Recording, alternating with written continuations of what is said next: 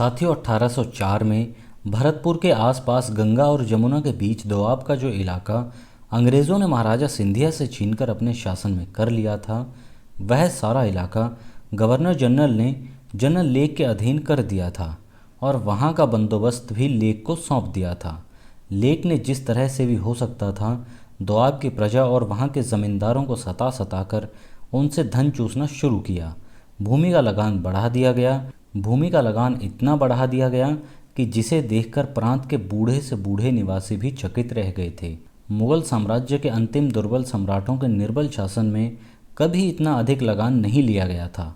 इसके पहले के अन्यायी से अन्यायी आक्रामक भी देश के लोगों के साधारण निर्वाह के लिए जितना सामान छोड़ देते थे, नए अंग्रेजी बंदोबस्त के बाद उनके पास उससे भी कहीं कम बच सकता था। इसके अतिरिक्त दोआब के अंग्रेज अफसरों ने लेक की आज्ञा अनुसार दोआब की भारतीय प्रजा पर और भी तरह तरह के अत्याचार करने शुरू कर दिए। इनमें मुख्य बात जिसने एकदम दोआब की प्रजा के दिलों को अंग्रेज़ों की ओर से फेर दिया था, वह नए अंग्रेजी इलाके के अंदर गोवध का शुरू हो जाना था। बरार के सम्राट ने, जो अपनी भारतीय प्रजा का सच्चा हित चिंतक था और समस्त हिंदुओं, मुसलमानों और अन्य धर्मावलंबियों को समान दृष्टि से देखता था, अपने साम्राज्य भर में गाय का वध बंद कर दिया था। हुमायूं, अकबर और उनके उत्तराधिकारियों ने अपने अधिक विशाल साम्राज्यों में गोवध के विरुद्ध इस आज्ञा का पालन कड़ाई के साथ जारी रखा। अंत में निर्बल और अदूरदर्शी मुगल सम्राटों ने भी गोवध के संबंध में इस उदार और हितकर नीति को नहीं बदला था। इतिहास लेखक विल्सन के अनुसार करीब 300 वर्ष से हिंदुस्तान में किसी मनुष्य का पेट भरने के लिए एक भी गाय या बैल की हत्या नहीं हुई थी। लेकिन अब अंग्रेजी राज शुरू होते ही मथुरा जैसे पवित्र तीर्थ स्थान के अंदर अंग्रेज सिपाहियों का पेट भरने के लिए गायें कटने लगी थी। मथुरा और दोआब के बाशिंदों में इससे अपने नए विदेशी शासकों के विरुद्ध घृणा और असंतोष का उत्पन्न होना स्वाभाविक था। इतिहास लेखक मिल लिखता है कि भरतपुर का राजा अपने पास के इलाके में किसी प्रकार गो हत्या की खबरें सुनकर और भी दुखी हुआ था। दोआब की प्रजा ने भरतपुर के हिंदू जाट राजा को अपना नेता और रक्षक नियुक्त किया था। उन सब लोगों की हार्दिक सहानुभूति इस समय होलकर के साथ थी और दोआब को अंग्रेज़ों के पंजे से छुड़ाने के लिए दोआब की प्रजा, भरतपुर दरबार और जसवंतराव होलकर तीनों के बीच पत्र व्यवहार होने लगा था। जनरल लेक इस बात को जानता था। उसके अनेक पत्रों से प्रकट है कि वह होलकर को मिटाने के साथ साथ इस समय भरतपुर की स्वाधीन रियासत को भी मिटा देने के लिए उत्सुक था, ताकि दोआब की भारतीय प्रजा को अपने विदेशी शासकों के विरुद्ध कोई सच्चा नेता और होलकर को दोआब में कोई मददगार न मिल सके। जसवंतराव होलकर अपने राज्य से कंपनी की आक्रामक सेना को निकालकर बाहर कर चुका था। अंग्रेज़ों को इस बात का भय था कहीं वह उत्तर की ओर बढ़कर कंपनी के इलाके दोआब पर हमला न कर दे। अपने भारतीय इलाकों की रक्षा करने और जसवंतराव को फंसाने के लिए बड़ी बड़ी तैयारियां की गई थी।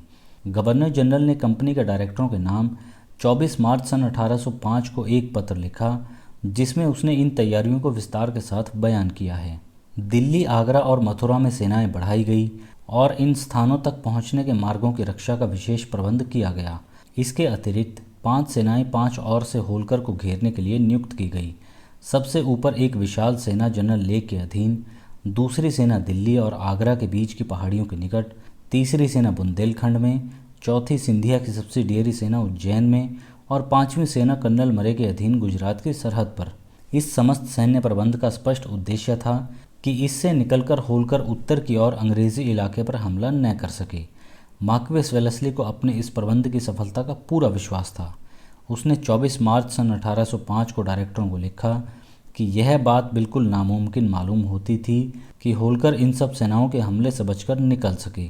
मार्क्वेस वेलेस्ली को अपने इस संबंध से युद्ध के जल्दी समाप्त होने की भी आशा थी, किंतु गवर्नर जनरल और उसके साथियों की सब आशाएं झूठी साबित हुई। जसवंतराव ने इस समय पूरी तरह साबित कर दिया कि वीरता या युद्ध कौशल दोनों में से किसी बात में भी जनरल लेक या जनरल मानसन उसे पा नहीं सकता था। जनरल मानसन के आगरा की ओर भागते ही जसवंतराव होलकर ने बढ़कर अंग्रेज़ों की 5-5 सेनाओं से बचते हुए अपनी सरहद को पार कर कंपनी के इलाके मथुरा पर हमला कर दिया था। अंग्रेज़ों ने एक बहुत बड़ी सेना मथुरा की रक्षा के लिए नियुक्त कर रखी थी, किंतु इस सेना को हार खाकर मथुरा से भाग जाना पड़ा और विजयी जसवंतराव होलकर ने मथुरा पर कब्जा कर लिया। वेलेस्ली के सब प्रयत्न निष्फल गए। मथुरा से आगे बढ़कर तुरंत दिल्ली पर कब्जा कर लेना उस समय जसवंतराव के लिए कुछ भी कठिन नहीं था। यह भी संभव है कि एक बार दिल्ली पर कब्जा करके जसवंत राव के पक्ष को आश्चर्यजनक बल प्राप्त हो जाता, किंतु शायद जसवंत राव की आकांक्षा उस समय इससे अधिक नहीं थी। इसके अतिरिक्त मथुरा पहुंचकर उसे कई नई कठिनाइयों ने आ घेरा था। जसवंत राव जब उत्तर की ओर बढ़ रहा था, उसी समय कर्नल मरे जसवंत राव के मालवा के इलाके पर और कर्नल वेलेस उसके दक्षिण के इलाकों पर हमला कर रहे थे। पहले मैं बता चुका हूं कि कर्नल मरे ने रसद की कमी के कारण 1 जुलाई को गुजरात की ओर लौटना शुरू कर दिया था, किंतु फिर होलकर के उत्तर की ओर बढ़ जाने की खबर पाते ही कर्नल मरे ने तीसरी बार लौटकर होलकर के आदमियों के साथ साजिशें करना शुरू कर दिया था। डायरेक्टरों के नाम गवर्नर जनरल के 24 मार्च सन 1805 के पत्र में लिखा है कि कर्नल मरे ने गवर्नर जनरल से बाज़ाब्ता दरियाफ्त किया कि किस हद तक होलकर के नौकरों और दूसरे अनुयायियों को लोभ दिया जाए और कहाँ तक उनसे वादे कर लिए जाएं, इत्यादि इत्यादि। इस बार कर्नल मरे को इतनी सफलता प्राप्त हुई कि 5 जुलाई सन 1805 को कर्नल मरे फिर उज्जैन की ओर बढ़ा। बिना किसी विरोध के 8 जुलाई को वह उज्जैन पहुंच गया और धीरे धीरे उज्जैन से बैठकर उसने बिना किसी तरह की लड़ाई के आसपास के सारे इलाके और होलकर की राजधानी इंदौर तक एक बार फिर कब्जा कर लिया। निसंदेह इस अद्भुत कार्य में जसवंत राव की अनुपस्थिति से कर्नल मरे को बहुत बड़ी सहायता मिली। उधर दक्षिण में जनरल वेलेस्ली के चले जाने के बाद कंपनी की सेनाओं का नेतृत्व कर्नल वेलेस को मिला। 22 अगस्त को कर्नल वेलेस पूना से चला। 18 सितंबर तक उसकी सेना ने गोदावरी को पार किया। 27 तथा 30 सितंबर को और अधिक सेना वेलेस से आकर मिल गई। अक्टूबर के शुरू में पेशवा की निजी सेना भी वेलेस से आ मिली। उसी महीने में वेलेस ने चांदौर पर और ताप्ती नदी के दक्षिण में होलकर के कई किलों पर कब्जा कर लिया। निसंदेह जिन उपायों से मरे को सफलता मिली थी, उन्हीं से वेलेस ने भी पूरी तरह काम लिया था। मथुरा पहुंचते पहुंचते जसवंत राव को अपने मालवा और दक्षिण के इलाकों के छिन जाने का समाचार मिला। उसने दुख के साथ अनुभव किया कि अंत में उसके आदमी भी अनंत काल तक अंग्रेज़ों के गुप्त उपायों के लिए अभेद्य न रह सके। मथुरा में बैठकर अब वह अपने इन इलाकों को फिर से विजय करने के उपाय सोचने लगा। जसवंत राव ने अब महाराजा सिंधिया, बरार के राजा और भोंसले के राजा को अपनी ओर करना चाहा। उधर जसवंत राव के देर तक मथुरा में रुक जाने से अंग्रेज़ों को मौका मिल गया। उन्होंने एक और उसके राज्य में उसके विरुद्ध तरह तरह की झूठी खबरें फैलानी शुरू कर दी और दूसरी ओर दिल्ली को ठीक कर लिया तथा साथ ही जनरल लेक को खुद होलकर पर हमला करने की तैयारी कर ली 3 सितंबर सन 1805 को जनरल लेक ने कानपुर से कूच किया। 22 सितंबर को वह आगरा पहुंचा और सिकंदरा में अपनी सेना जमा करके 1 अक्टूबर को मथुरा की ओर रवाना हुआ। जिस समय जनरल लेक मथुरा की ओर बढ़ रहा था, उसी समय जसवंत राव होलकर दिल्ली पर कब्जा करने और दिल्ली सम्राट को अपने पक्ष में करने के उद्देश्य से सेना सहित दिल्ली की ओर बढ़ा था, किंतु इस बीच अंग्रेज़ों ने दिल्ली की रक्षा का पूरा प्रबंध कर लिया था। कर्नल ऑक्टरलोनी दिल्ली की सेनाओं का सेनापति था। अभी तक अंग्रेज़ों ने सम्राट के साथ अपनी प्रतिज्ञाओं को पूरा नहीं किया था और न ही सम्राट और सम्राट के कुल के खर्च का उचित प्रबंध किया था।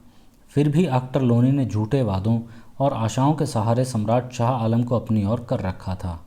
नतीजा यह हुआ कि सम्राट ने भी अपना सारा प्रभाव मराठों के विरुद्ध अंग्रेज़ों के पक्ष में लगा दिया और जसवंत राव को दिल्ली में सफलता नहीं मिल सकी। ऐसी स्थिति में जसवंत राव को जब मालूम हुआ कि जनरल लेक मथुरा से मेरा पीछा कर रहा है, तो वह 15 अक्टूबर को दिल्ली छोड़कर सहारनपुर की ओर चल दिया। इसके 2 दिन बाद जनरल लेक दिल्ली पहुंचा।